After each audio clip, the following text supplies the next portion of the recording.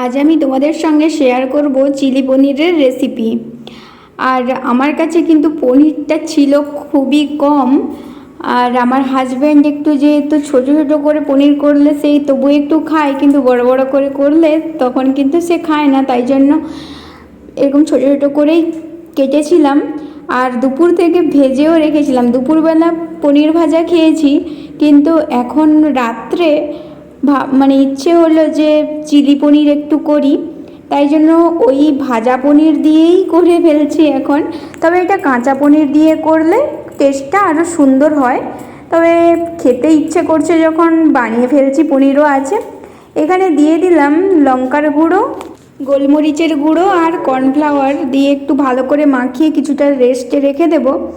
আর ওই পাশে কড়াইতে তেল দিয়ে দিয়েছি। আর ওই পাশে কিন্তু কেটে রেখেছি পেঁয়াজ, ক্যাপসিকাম, আদা কুচি, রসুন কুচি। এখন আমি পনিরগুলোকে একটু ভালোভাবে ভেজে নেব। যেহেতু আগে থেকেই পনিরটা ভাজা আছে, তাই আমি এখানে বেশি কিন্তু আর ভাজবো না, নাহলে পনিরটা কিন্তু শক্ত হয়ে যাবে। আর এটা এরকম ছোটো ছোটো করে করেছি বলে আপনারা আবার ভাববেন না আলু ভাজছি। এটা কিন্তু আলুর মতনই লাগছে পুরো আমার, কিন্তু এটা পনির ছিল। এখন পনিরটা ভাজা হয়ে গেছে। এখন আমি দিয়ে দিচ্ছি রসুন কুচি আর আদা কুচি, তেলের মধ্যে দিয়ে দিলাম। এখন একটু ভালোভাবে এটাকে নাড়িয়ে নেব। নাড়ানোর পরে একসঙ্গেই পেঁয়াজ, টমেটো আমার কাছে ছিল না, তাই টমেটোটা দিইনি। ক্যাপসিকাম দিয়েছি আর পেঁয়াজ দিয়ে দিয়েছি, আর লঙ্কা কুচি কিছুটা দিয়েছি। দিয়ে একটু ভালোভাবে কিন্তু নাড়িয়ে নিলাম। আসলে আজকের না আমার শরীরটা এতটা ভালো নেই, তাই জন্য বেশি কিছু আর করতে ইচ্ছে নেই। কেন জানি না, আজকে সকাল থেকেই এরকম মনে হচ্ছে। তাই জন্য আজকে তাড়াতাড়ি হয় যেসব খাবার সেগুলোই একটু বানিয়ে নিচ্ছি। তবে এটা আপনারা কাঁচা পনির দিয়ে করলে তার টেস্টটা কিন্তু আরও ভালো হয়। আমি একদিন ওই রেসিপি শেয়ার করব। তবে হ্যাঁ, আজকের খেতে ইচ্ছে করছে, পনির আছে, তাই জন্য জাস্ট বানিয়ে ফেলছি। এখন আমি দিয়ে দিয়েছি chilli sauce, red chilli sauce দিয়ে দিয়েছি। আর এখন দিচ্ছি ডার্ক সয়া সস, আর একটু দিয়ে দেব গ্রিন চিলি সস। দিয়ে একটু ভালোভাবে কিন্তু নাড়িয়ে নেব।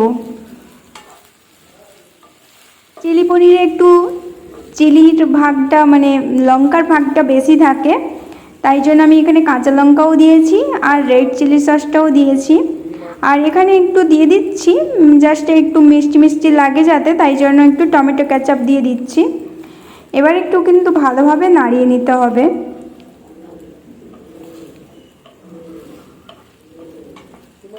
হঠাৎ করেই মাথায় এলো আমার না একটু ভ্যারাইটিজ খেতে ইচ্ছে করে আর খাওয়াতে ইচ্ছে করে। আমার একই তরকারি একই রান্না আমার করতে একদমই ইচ্ছে করে না। আমার ব্লগ ভিডিওগুলো বা আমার রেসিপির ভিডিওগুলো দেখলেই আপনারা বুঝতে পারবেন আমি কিন্তু একই রান্না করি না। আর ডালটা যে কম্পালসারি প্রত্যেক দিন করি, কিন্তু ডালটাও একটু আলাদা করার চেষ্টা করি সব সময়। সবসময় একই রকম করতে আমার ভালো লাগে না। আর এই যে এখন একটু লঙ্কা, যেহেতু এটা চিলি পনির, তো তাতে বললামই লঙ্কার ভাগটা বেশি থাকবে, তাই জন্য একটু লঙ্কার গুঁড়োও দিয়ে দিলাম। লঙ্কার গুঁড়োতে তো তেমন ঝাল হয় না, কিন্তু কালারটা খুব সুন্দর আসে। একটু ভালোভাবে ভেজে নিচ্ছি এখন।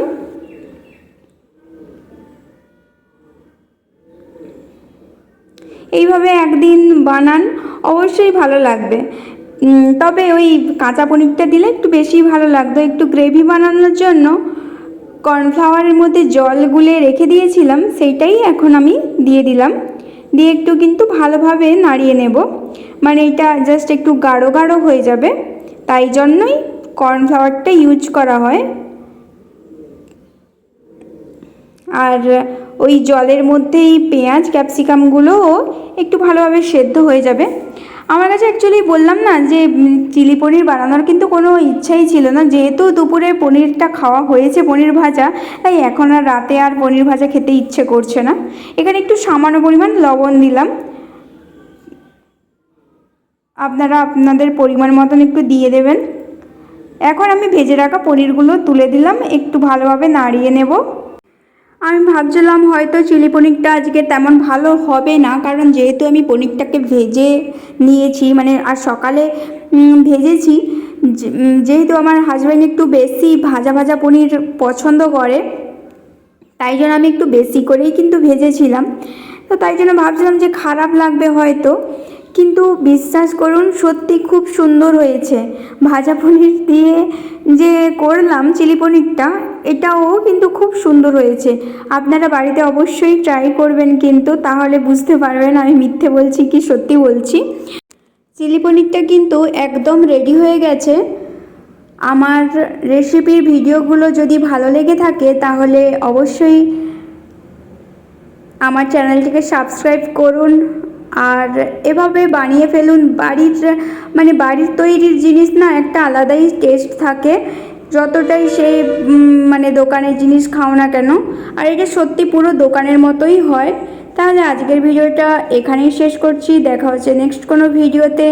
ভালো থাকুন, সুস্থ থাকুন, টাটা।